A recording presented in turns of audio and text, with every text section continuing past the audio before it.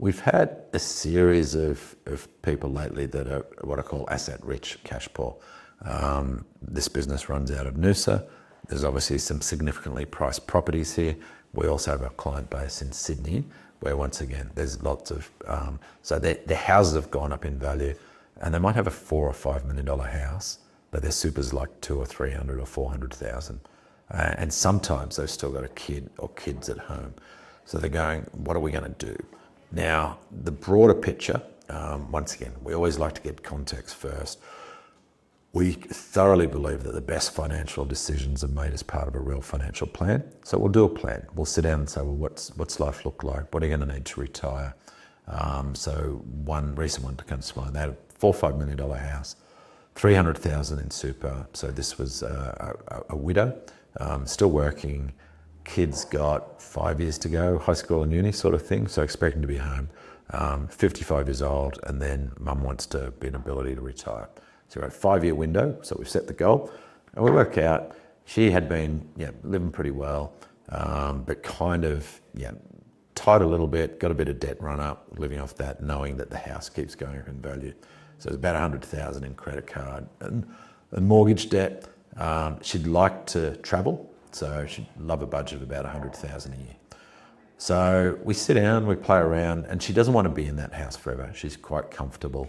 Sell that house down. So let's say that house gets $5 million, and she buys something really nice at, let's say, $2 million. That's going to free up $3 million. That invested well will produce 150,000 for the rest of her life.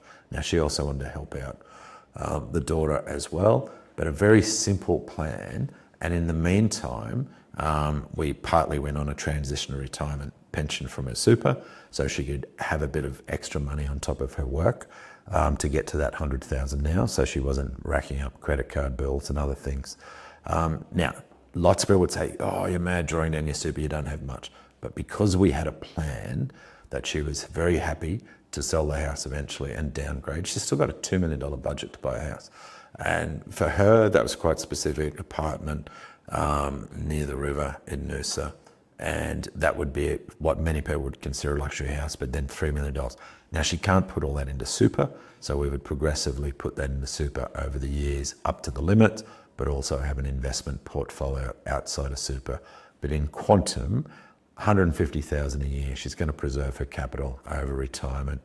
And she's got enough now that she wasn't swapping credit cards, building up mortgage, and feeling like a pauper. So this basic philosophy, there's no point being a pauper now to be wealthy later, nor to be a spendthrift now to be a pauper later. What we're trying to do is create a steady standard of living for the rest of your life.